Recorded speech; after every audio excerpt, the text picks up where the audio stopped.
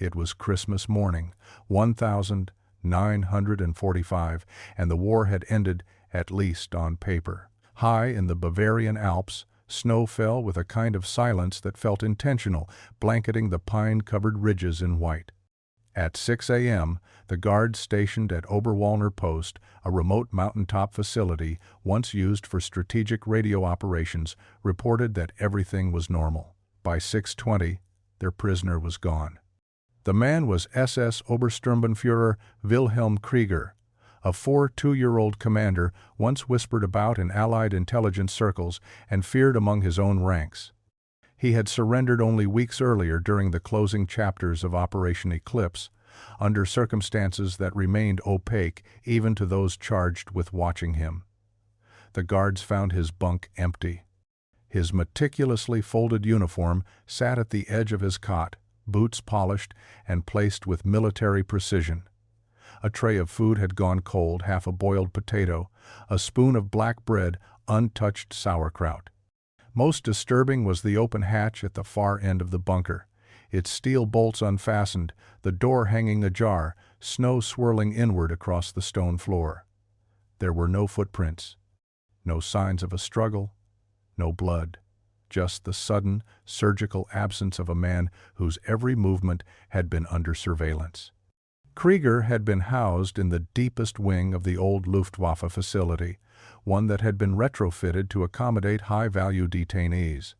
He was scheduled to be transferred to Nuremberg in 3 weeks for special questioning regarding his role in wartime logistics and something else not listed in the files.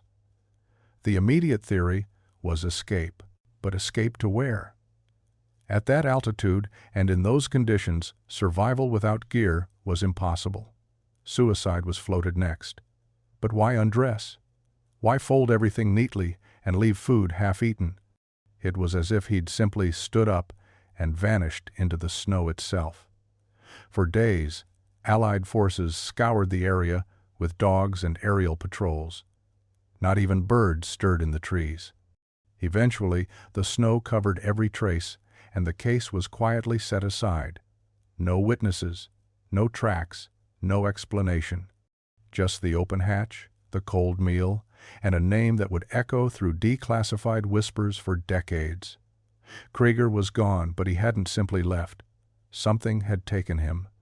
Officially, Operation Eclipse was a coordinated effort to secure strategic German sites in the final days of the war, airfields, command centers, and critical records.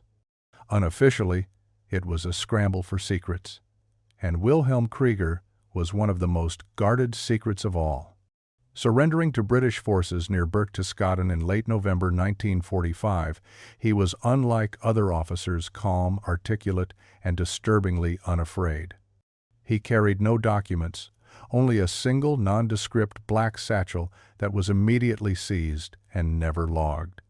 Rumors among the 6th Army Patrol who arrested him claimed he spoke fluent English, referenced Allied code names before they were mentioned, and requested only one thing: that he be taken alive to a neutral place where arrangements could be made. Those arrangements, it turned out, were never finalized. Krieger was instead detained at the isolated Oberwallner Post under heavy guard. He wasn't treated like a war criminal. He was treated like an asset. Declassified memos from British SIS archives, released briefly in 1982 before being redacted again, hinted at something stranger. One document refers to Krieger as a high-value knowledge vector. Another, dated December 12th, contains a chilling phrase: "Subject has offered unimaginable intelligence. Terms under review. Subject claims possession of pre-war anomalous materials tied to Ahnenerbe and Uranproject networks." That memo was signed, then sealed. Krieger's disappearance occurred 13 days later. The rumors exploded. Some believed he had knowledge of hidden Nazi gold stashed in salt mines across Austria. Others were convinced he had overseen experimental weapons testing in Poland, including sonic devices and field propulsion systems the Allies couldn't yet understand. But there was a third theory, the one no one wanted to write down: That Krieger hadn't escaped at all, that he had been extracted. By who or what, no one said. The strange part wasn't just his disappearance. It was the silence that followed.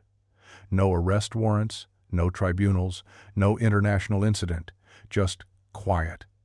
Like the snowstorm had buried more than just footprints.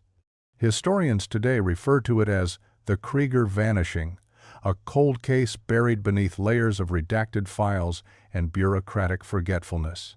But for those who guarded him, and for those who intercepted his final radio transmissions, the memory lingered like frostbite. Because if Krieger was telling the truth, if he did carry something unimaginable, then maybe vanishing was the only way to keep it from the world. They searched for 6 days. The winds howled like wolves across the jagged ridgelines of the Berghof region, ripping through the pines and piling drifts along paths that hadn't seen footprints in years. Avalanche risk was extreme.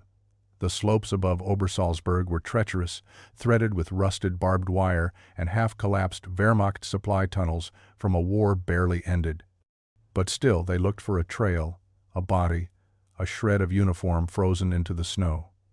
Krieger had vanished without supplies, without a coat, without his boots. Logic dictated he couldn't have made it far. Yet every search party returned with the same result. Nothing. No disturbed snow, no drag marks, no blood, just silence, and the occasional crack of a shifting ice shelf echoing across the canyon like a warning. By day 3, the dogs refused to track beyond the bunker's perimeter. They growled at the entrance, ears flattened, tails low. A U.S. lieutenant, newly arrived from the Italian front, slipped on a patch of ice during a perimeter sweep and broke his leg. He later claimed, through clenched teeth, that he'd heard whispering from the trees in German, but wrong. No one logged that in the report. Inside the bunker, Allied investigators rechecked everything. No tools missing, no weapons, just the open hatch and that untouched Luger in its holster. On the 4th night, the temperature dropped to -19 degrees Celsius, and the rescue teams were pulled back. The mountain was closing in. On day 6, a typed communiqué was delivered to the Allied regional office in Salzburg. It concluded, "Death, likely due to exposure or accidental fall. Subject's remains unrecoverable due to terrain and weather." The file was stamped and shelved. Case closed. But not for the locals. Word spread through the surrounding villages that something had gone wrong. Farmers whispered of strange lights near Kahlstein. A shepherd found 3 sheep dead on a slope above the Berghof ruins, their bodies frozen stiff but with no visible wounds. The bunker was resealed and left to the snow. For 78 years it remained untouched, a relic buried beneath decades of frost and silence. Whatever secrets Krieger carried, the mountain had swallowed them, or so it seemed. The winter storm of February 2023 was the worst in decades. Thick snowdrifts sealed off access roads and triggered a series of landslides in the upper Bavarian region. But it also revealed something long hidden. During a routine drone survey of abandoned WW2-era infrastructure near Obersalzberg, part of an environmental impact study, an engineer spotted a dark shape near a collapsed pine stand, a glint of metal. At first, it looked like a ventilation grate, half choked by snow, but zoomed footage revealed it to be a hatch. Industrial, reinforced, not on any map. Within 48 hours, a pair of urban explorers, Marcus Voss and Lena Drexler, armed with climbing gear, GPS, and curiosity, made their way to the site. They'd been following a trail of rumors on a German Cold War forum. Rumors about a sealed Nazi command post lost after the war, rumored to house an officer who never left. Most wrote it off as digital folklore. But what they found was something else. The hatch was real. Built flush into a natural rock outcropping and covered by decades of ice and soil, it bore no insignia, no identification, just rusted hinges and a pressure-sealed wheel lock. But here's the part that changed everything.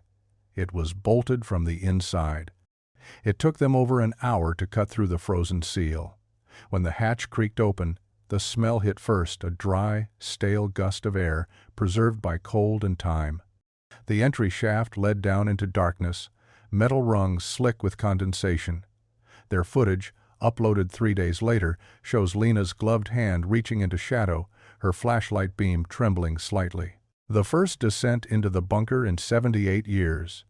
What they found was like a tomb, untouched, silent, suspended in time.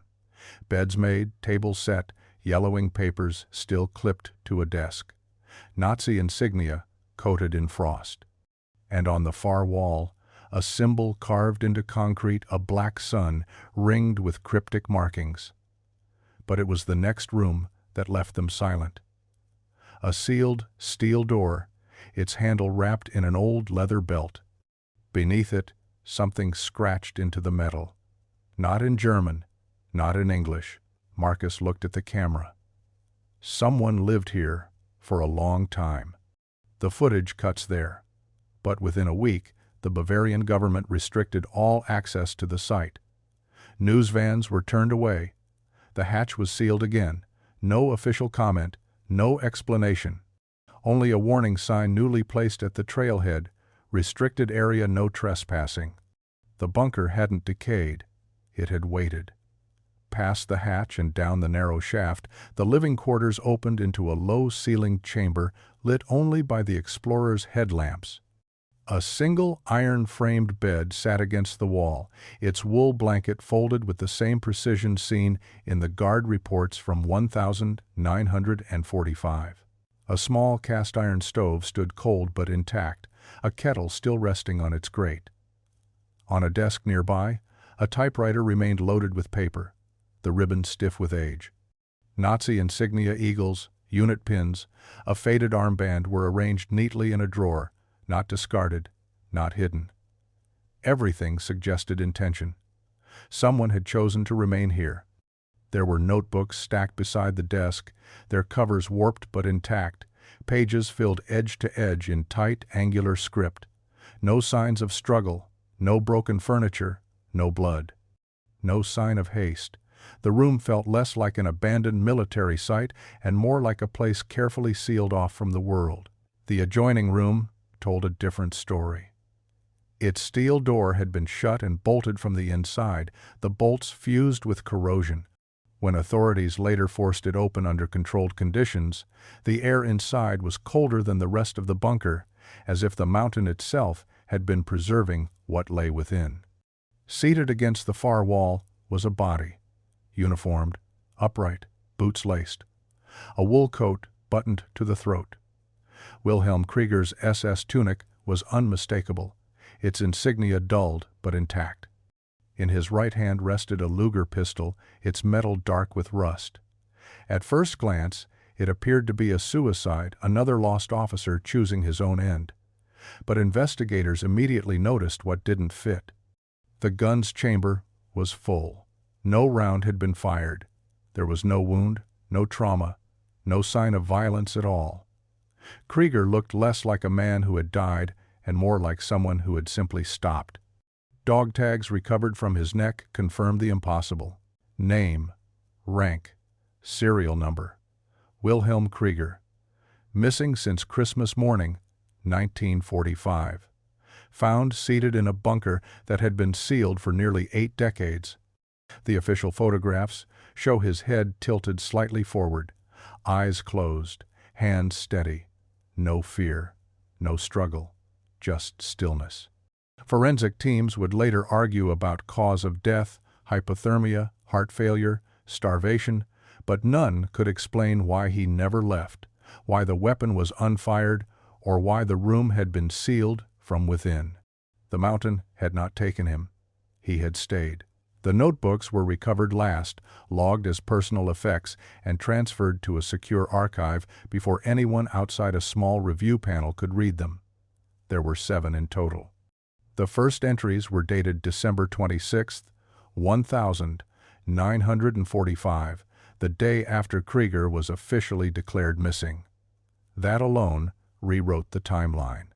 The writing was steady at first, methodical, the hand of a trained officer documenting routine. He described rationing supplies, maintaining the generator, sealing off unused corridors. He wrote about listening to the wind through the ventilation shafts and tracking time by candle stubs. But within days, the tone shifted. Sentences fractured, margins filled with corrections and repetitions. He began referencing sounds, soft taps behind the walls, vibrations through the concrete. Not voices, one entry clarifies. Instructions. By the second week, paranoia had taken hold. Krieger wrote that the Allies were irrelevant now, that surrender had only been a delay. He believed he was being observed, not from outside the bunker but from within it. He described dreams in which the mountain opened and closed like a lung. He stopped using dates, instead numbering entries as cycles. One page contains nothing but the same sentence, written over and over until the ink faded. Do not open the lower door. Another references a directive he had been given before the war ended, something not tied to Germany, not tied to victory or defeat. The war was camouflage, he wrote. It allowed movement.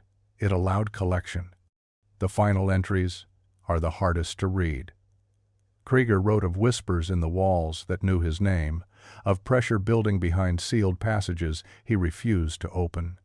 He believed leaving the bunker would complete something he was meant to prevent, that staying, even dying there, was part of his task.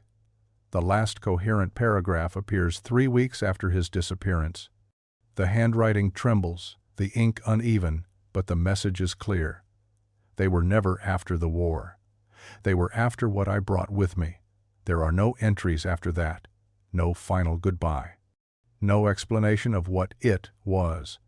Just a final symbol drawn beneath the sentence, a circle broken by 3 intersecting lines, repeated again and again until the page tears. Whatever Krieger believed he was guarding, he believed the bunker was the only thing keeping it contained, and in the end, he chose to become part of the lock. When the emergency response team descended into the newly uncovered bunker, they expected munitions, maybe forgotten documents, certainly not what they actually found.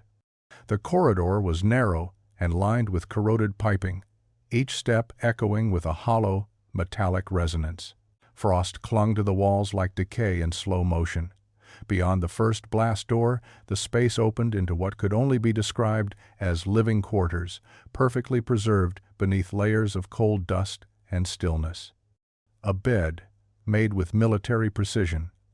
A typewriter, still loaded with brittle paper, the ribbon dried to silence. Notebooks sat stacked neatly beside it, their covers warped but legible, marked with Krieger's handwriting.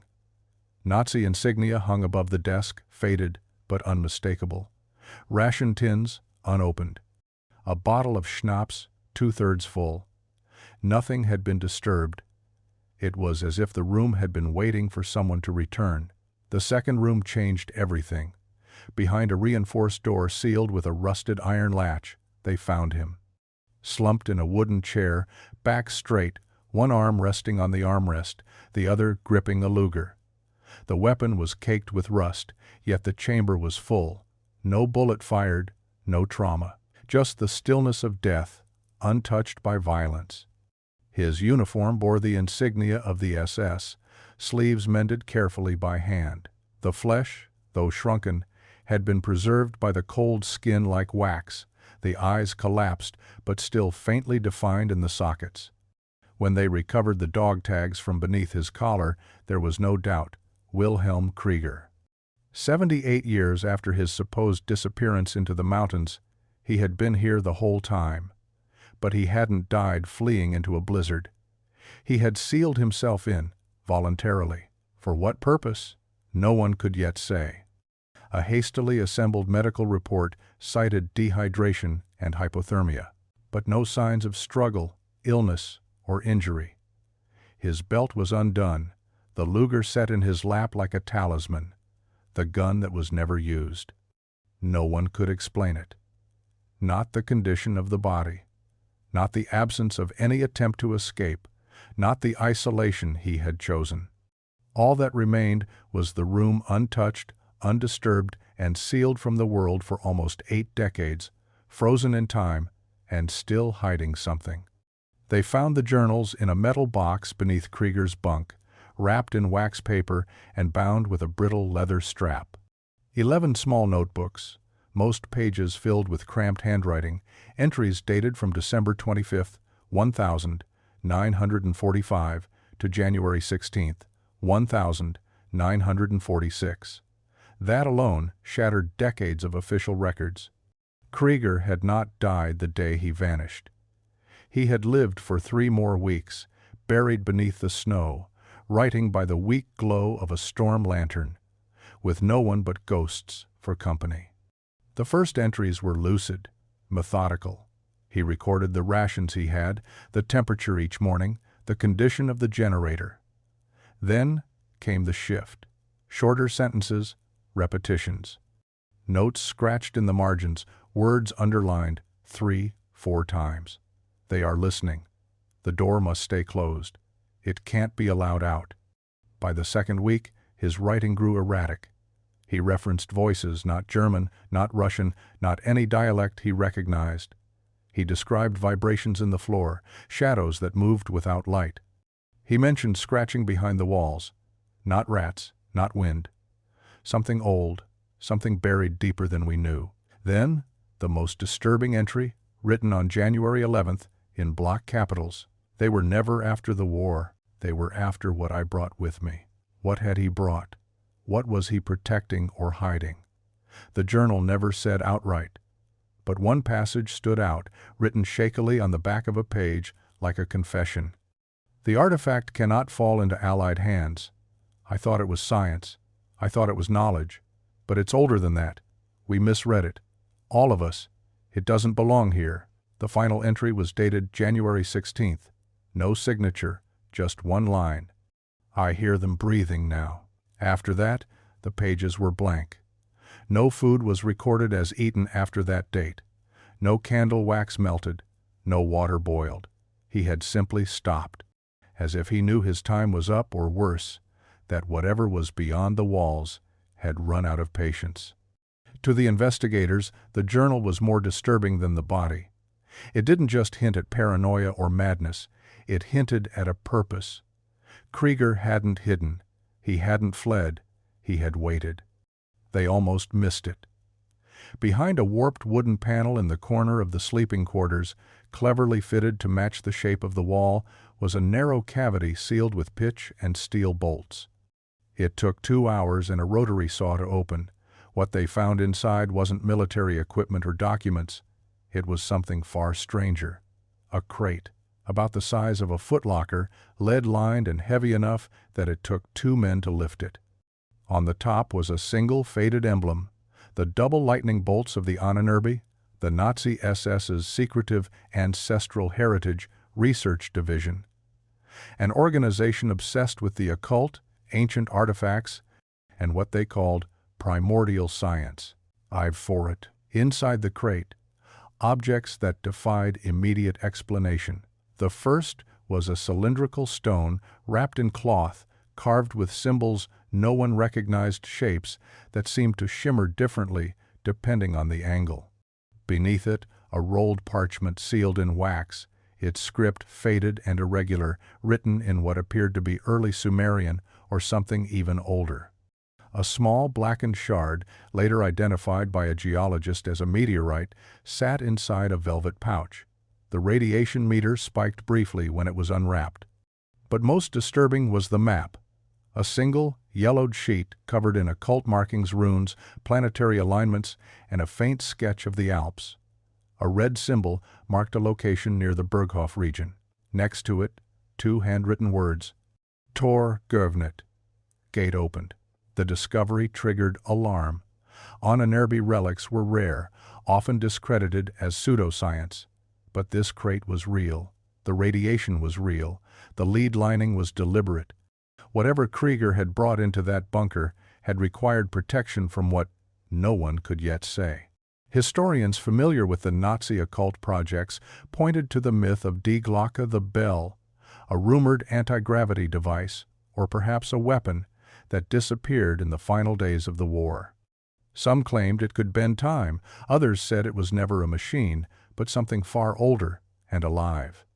The contents of the crate were logged, photographed, and removed under strict chain of custody.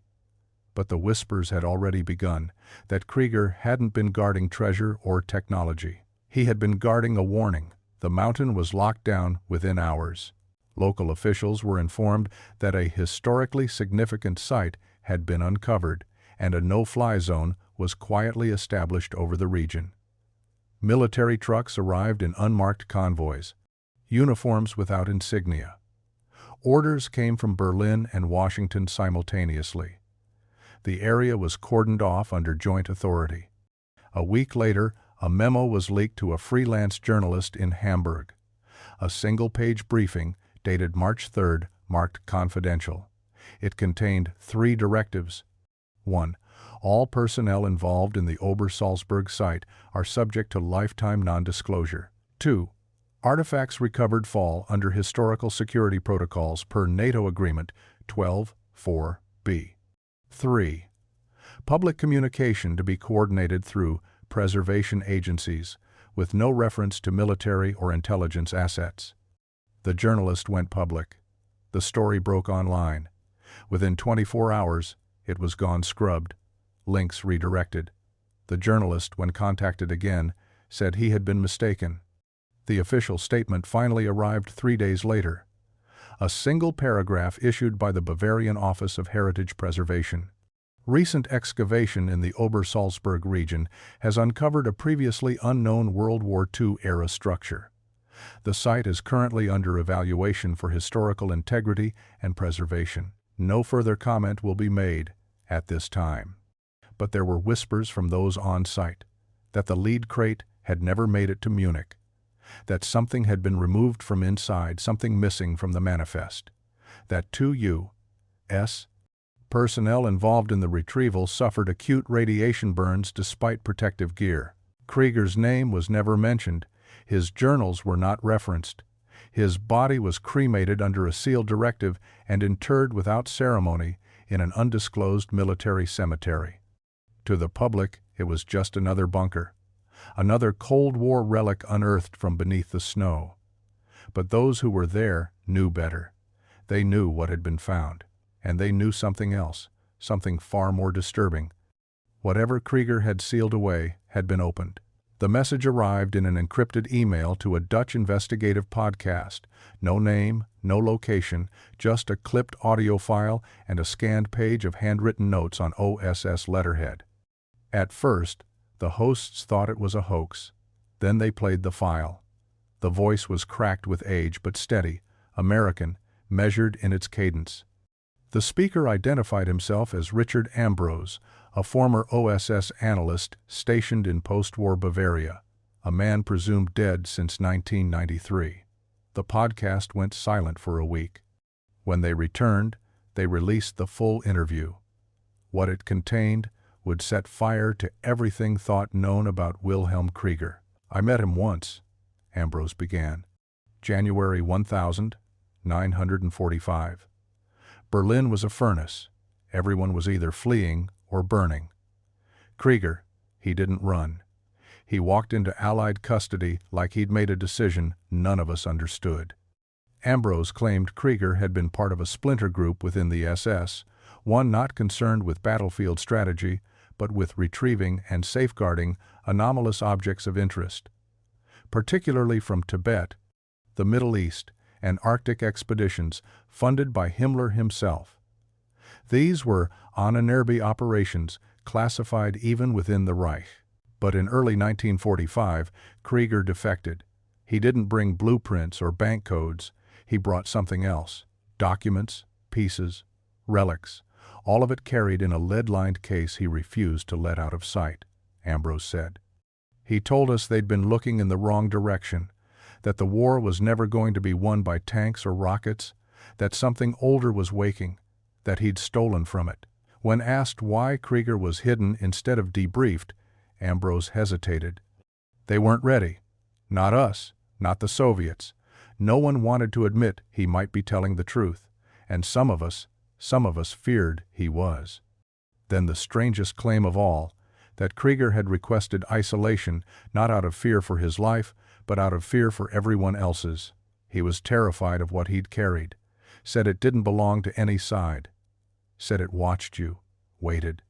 Before ending the interview, Ambrose left one last line. He wasn't hiding in that bunker, he was guarding it, and he knew no one, not even us, could be trusted with what was inside. The file ended. The account was deleted. The podcast episode was pulled within 48 hours. Theories exploded overnight. News outlets danced around the details, careful not to cross official narratives, but the internet did what it always does, dug deeper. Forums lit up with diagrams of Die Glock. Cryptographers dissected Krieger's journals. Amateur historians retraced Ahnenerbe expeditions. Conspiracy became conversation. Some believed Krieger had been hiding from Soviet agents, fearing the Red Army would capture the artifact and weaponize it. Others claimed the Allies were no better, that Operation Eclipse was never about justice, but acquisition. But the questions that mattered most were the ones no one could answer. Why didn't he leave? Krieger had weeks of food, a functional heating unit, ammunition, medical supplies, maps, even a working radio. But he stayed, alone, in silence, until the cold took him. Was the bunker a prison or a vault? His journals hinted at both. At times, he wrote as a prisoner, at others, as a sentinel. One page described the space as the final wall between us and the memory beneath. Another asked simply, if they call for it, will I have the strength to say no? The contents of the lead crate remain classified. The site, now permanently restricted, is patrolled by Bundeswehr personnel under a joint NATO directive. Access is forbidden. Entry is a felony. The final journal, now redacted and stored in an undisclosed archive, was said to have contained one more line. A single sentence at the end of the last page, written in a hand shaking from cold or fear. He who survives the war does not survive the silence. No one knows if Krieger meant himself or the world. The hatch has been sealed again. The snow returned. Wind sweeps down from the ridges with a sound that doesn't quite resemble wind. Whatever Krieger feared, whatever he locked away, it hasn't stirred since. But the mountain remembers. And somewhere beneath the frost-bitten stones of Obersalzberg, the past waits quiet, buried, and patient. This case was brutal, but this case on the right-hand side is even more insane.